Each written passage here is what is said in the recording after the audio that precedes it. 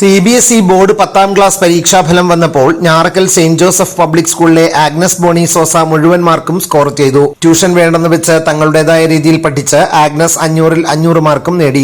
നല്ലോണം പെർഫോം ചെയ്യാൻ പറ്റിയെങ്കിലും ഇത്രയും മാർക്ക് പ്രതീക്ഷിച്ചിരുന്നില്ല. അൺഎക്സ്പെക്റ്റഡ് ആയിരുന്നു.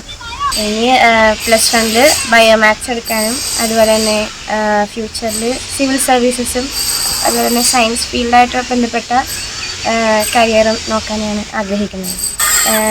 എൻ്റെ സ്കൂൾ അധ്യാപകർ, എൻ്റെ മാതാപിതാക്കൾ, എൻ്റെ ഫാമിലി, അതുപോലെ തന്നെ എൻ്റെ ബന്ധപ്പെട്ട എല്ലാവരും.